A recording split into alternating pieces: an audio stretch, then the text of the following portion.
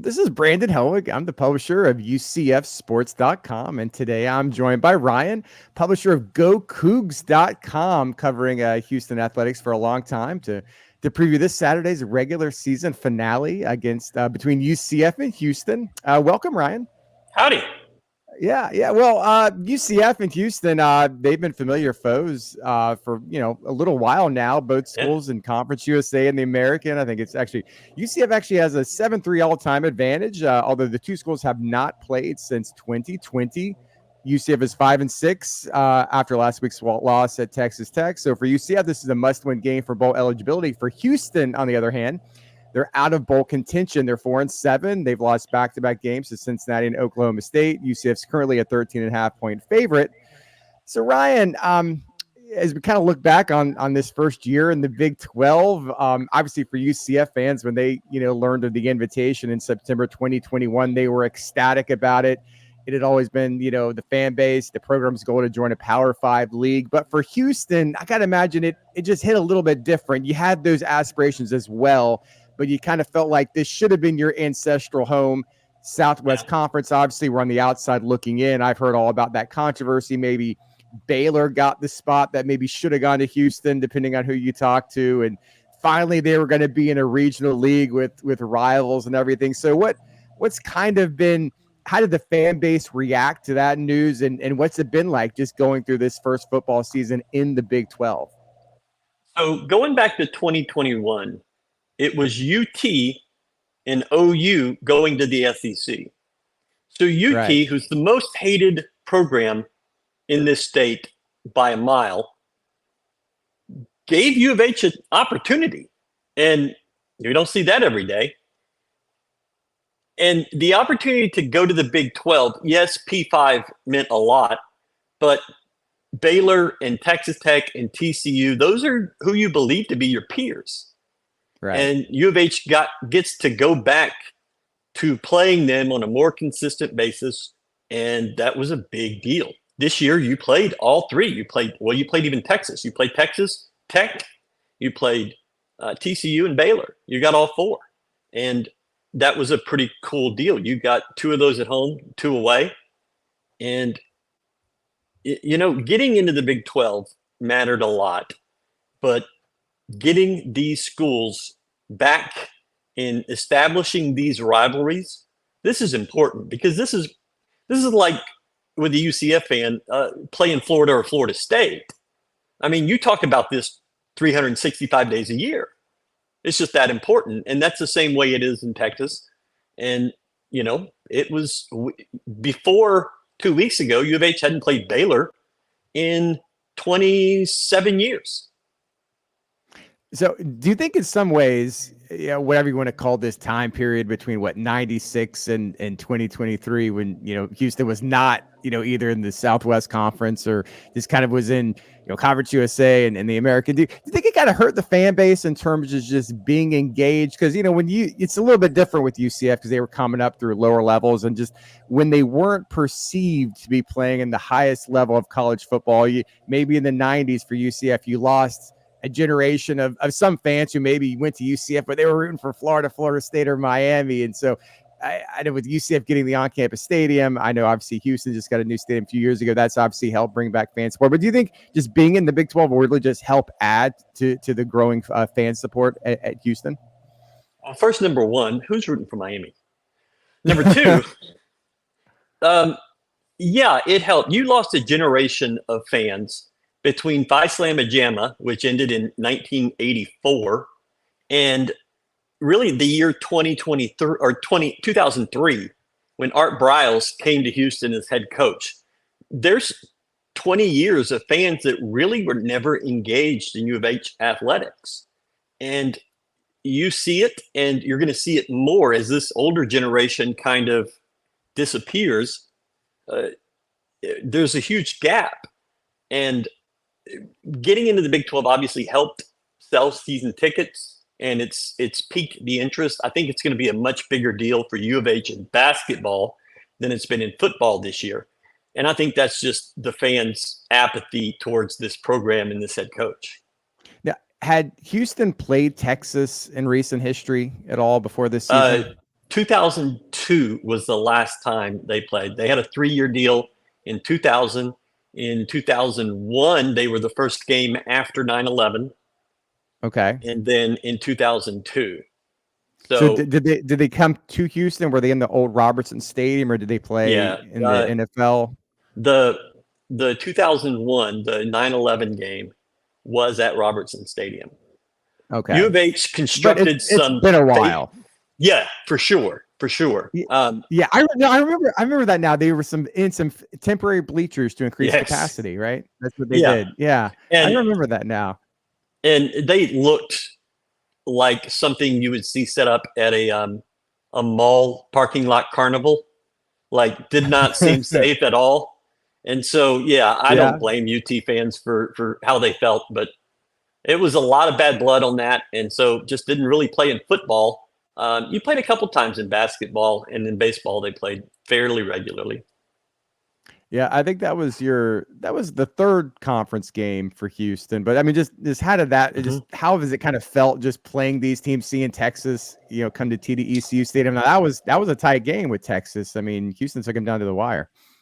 Well, Texas was up 21-0. The game was over, and they just hit the brakes and decided to coast in. And then Quinn Ewers got hurt, and the backup came in and didn't really do much. Um, and U of H put together about a 10-minute stretch in the second and third quarters where they looked really good. And then some turnovers and then a bad spot there in the fourth quarter. And, it looked close, but, you know, I think UCF fans understand these look close games. Yeah, These, yeah. We're so well worse than that. yeah. Yeah. Yeah. So, this is what the fifth year for Houston head coach Dana Holgerson. Hmm. Houston was 12-2 in 2021. Last year, 8-5. So what were the expectations coming into this year? Because UCF fans have kind of wrangled back and forth with fans naturally are overly optimistic. A lot of people were thinking that UCF was maybe best position out of the newcomers to compete immediately. They were returning a lot of key players. I think UCF fans were hoping for something like an 8-4 season, and now got to win on Saturday to end up 6-6. So how did Houston fans view this year? Did people talk about record predictions? Did they think they would be bowl eligible? Did they think it would be a struggle? What were fans thinking going into this season, how they would fare? So to start, I had UCF 8-4. So all of you fans, Yeah. you were right. We got hosed. I think expectations were fairly reasonable based on getting a brand new quarterback. You'd had a quarterback start 40 plus games that you just lost to the NFL draft.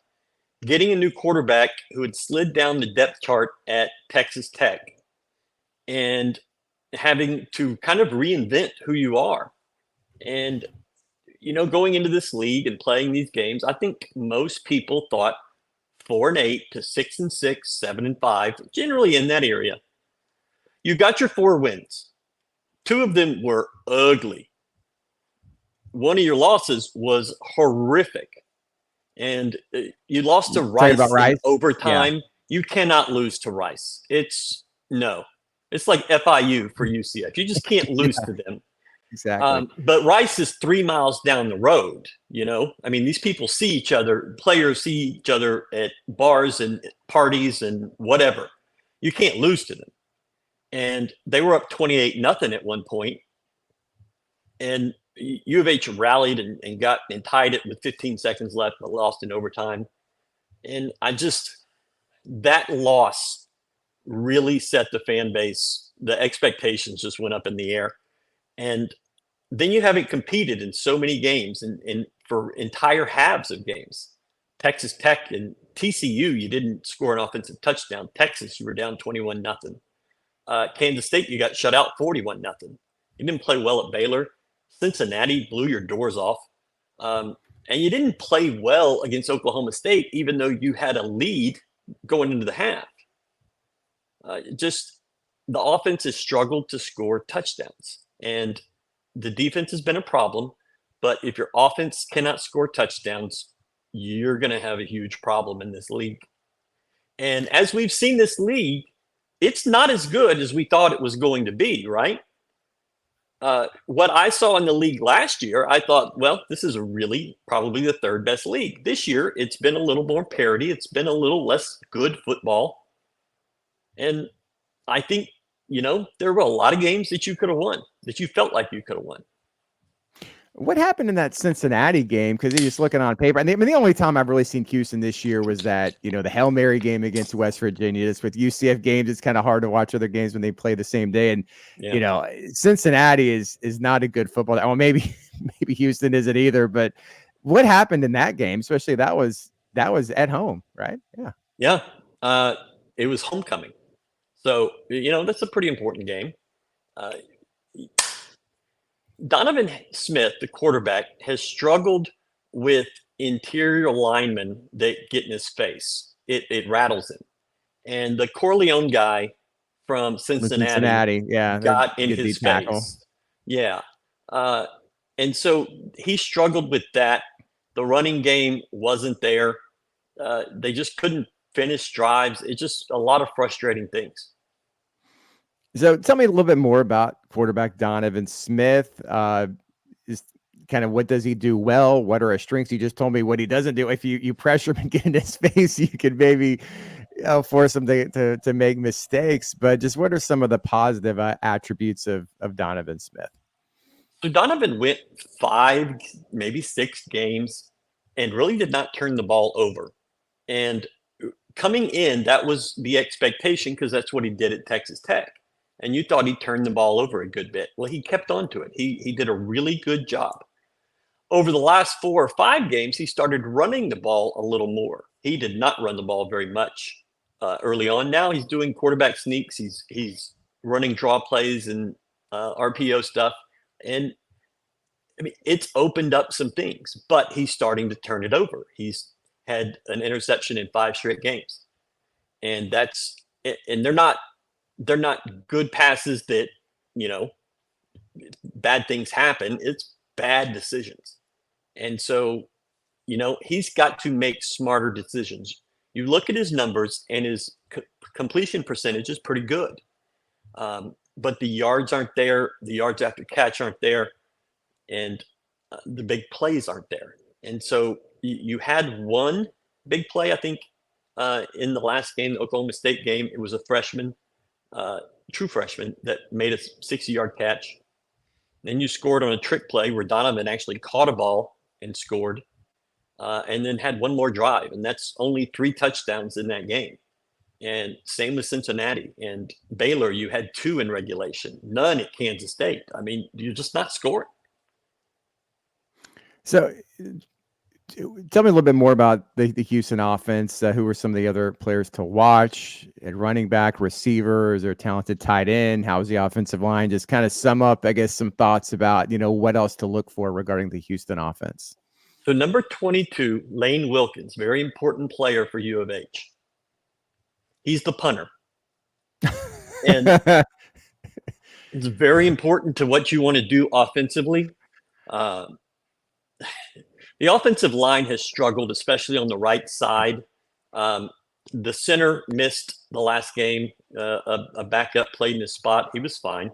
The left side, the left tackle, is going to be a first-round NFL pick. I think you're solid at left guard. The tight ends have been used mostly in blocking and in decoy roles, kind of spread wide out.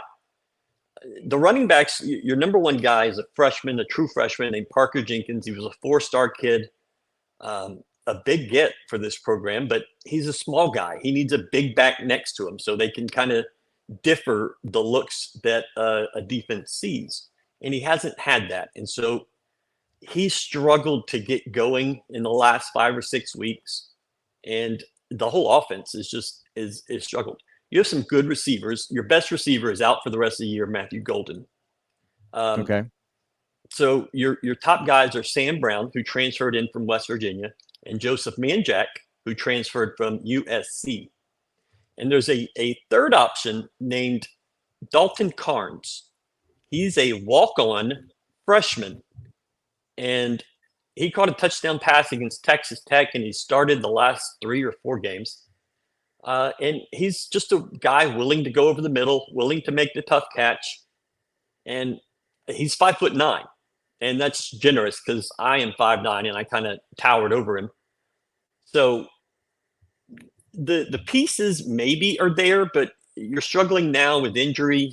Um, you've had several concussions in the last few weeks, and the offense just has not been kind of moving in the direction you'd hope.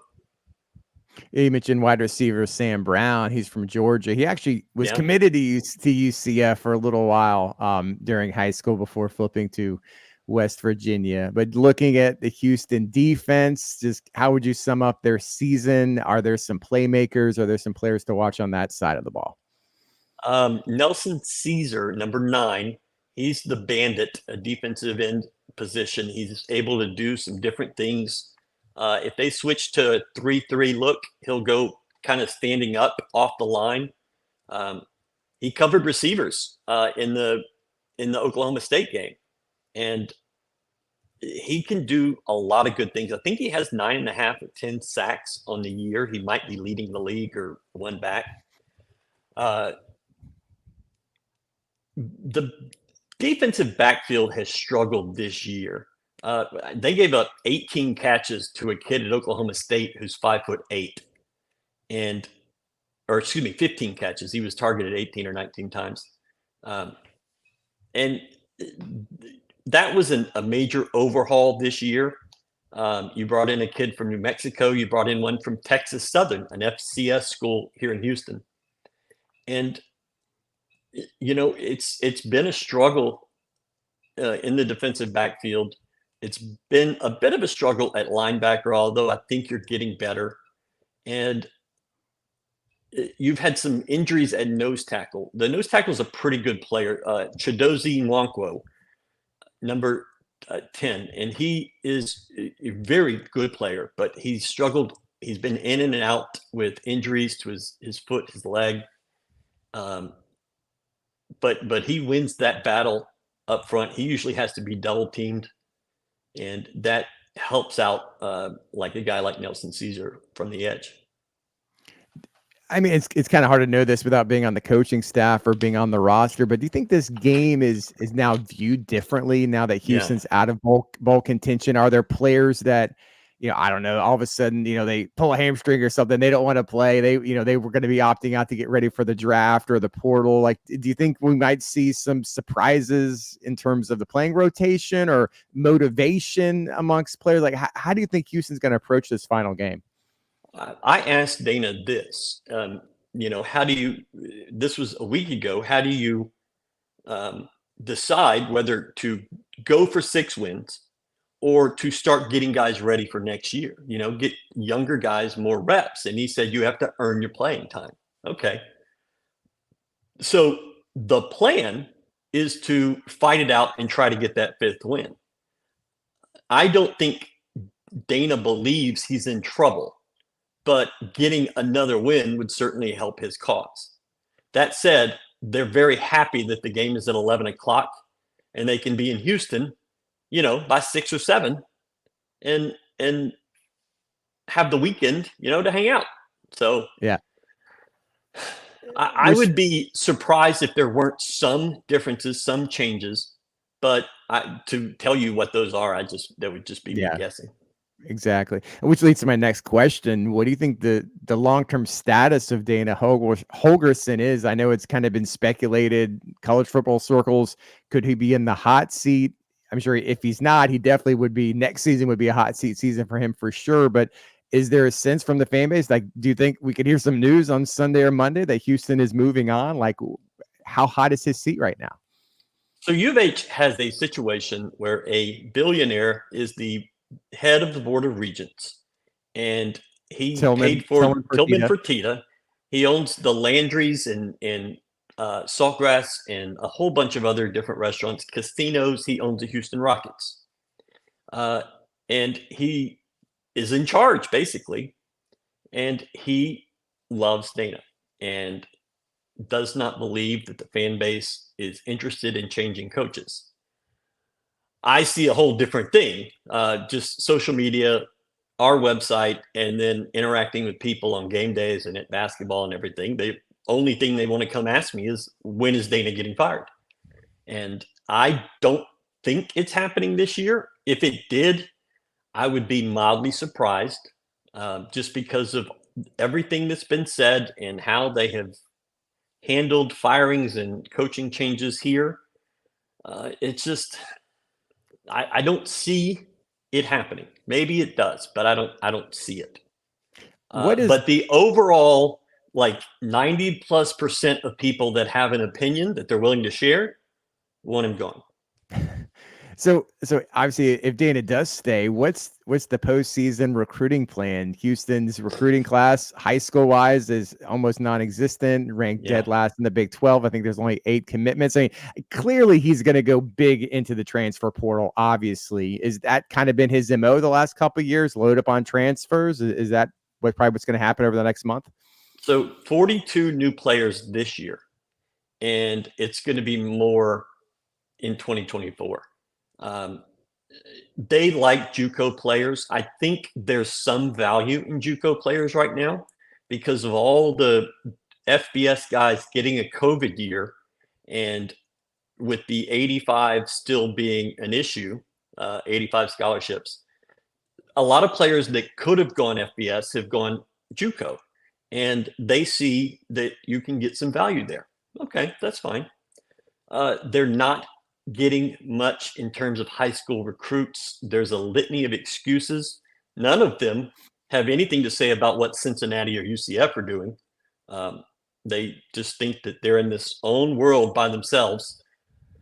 So yeah, you're going to see a lot of JUCO. They're gonna. I mean, you have to go find 3 and maybe 4 offensive linemen to start next year, and that's a big problem. Yeah. And so, there's not 4 offensive line starters sitting in the portal waiting to go to Houston. They're just not. Yeah, it's a little bit ridiculous, but do you think there's maybe potential of a little rivalry with UCF and Houston? I know Dana on his radio show the other week kind of took a dig at UCF embracing, Space U, and he's like, oh, we're Space City, and actually, I don't know if a lot of people know this, but prior to the recent Big 12 expansion, obviously with the Pac-12 schools, when they were debating scheduling models for the future, there was a model that was going to have each team in the Big 12 was going to have a permanent rival you'd play every year. And UCF originally was going to play Houston every year, and that was going to be their dedicated permanent crossover game. Obviously that was thrown out the window with all this expansion. So it seemed like maybe there might have been an annual game, whether it was played the last weekend of the year or not, I don't know. But do you think there's some potential with the whole space thing? I know the UCF fans got riled up a little bit that Dana kind of poked fun, or kind of took issue with it a little bit the other week. My opinion is not going to be the opinion of U of H fans, but U of H has done nothing to be Space U, Space City, anything like that, whereas UCF has. And they've embraced it and they made it their thing. And okay, go, cool. I mean, yeah, Houston has just as much claim to that as the Orlando area, but y'all made UCF went and did it, whereas U of H is coming back after the fact and griping about it. Well, yeah, I don't know if people realize UCF actually, when they were developing the university in the early 60s, the whole basis of founding the university was to educate workers and engineers for NASA in Cape Canaveral. And early headlines, before there was a name of the university, they called it Space University, the proposed Space University. So it's not just, so there's actually a little bit more ties than most people realize. But man, Ryan, I appreciate it. I've enjoyed talking to you and learning more about Houston. I know it's been an interesting season nonetheless, but a fun year, obviously, being in the Big 12. But last thing, I mean, how fun is basketball? I mean, it sounds like it's kind of been a rough year, obviously, for football, but obviously Kelvin Sampson has the Cougars rolling. How much fun is basketball season going to be with all these Big 12 schools, coming to town? It's going to be a blast. The way the schedule works out, in the last 2 or 3 weeks, you get Baylor, recent national champion, Texas, and Kansas all coming to Houston. And I mean, that's stout. This team is really good. And Kelvin Sampson thinks they're really good. And that's just not his he's not Yeah. built to think that, Yeah. but he does. He likes his team. There's depth, there's frontline shooting, and they're tough. And if they play defense the way they've played defense over the last 8 years, it's going to be a fun year. Going all over this league twice a week. I mean, it's going to be a grind that UCF and U of H and Cincinnati and BYU have never experienced. And you're going to take some losses, you're going to play well and take losses. And so I think teams that handle that psychology part of it, like how, we're losing a lot more. Yeah, but you're playing better teams. So just, if they can handle that part, I think you can have success. Yeah, it's obviously UCF is a basketball program, probably has some work to do. But yeah, Johnny Dawkins is a good coach. He'll get the most out of the talent. Whether UCF has enough talent to compete, that's another story. But that's the thing in the Big 12. You feel like in the American and a lot of these sports, you had to win the conference. You had to roll through the conference. And I mean, if you can do okay, if you do well in your not conference and you can finish around 500 in the conference, you've got a chance at the NCAA tournament. I think and if that you one, finish 500, you're probably in. Yeah. Yeah. So, I mean, I don't know if UCF can do that, but that's an attainable goal. You don't have to win the conference anymore like it seemed like you had to in the American. But, man, Ryan, I appreciate learning more about Houston, and have a happy Thanksgiving. Great. Thanks so much, Brandon. All right. Thank you. Take care.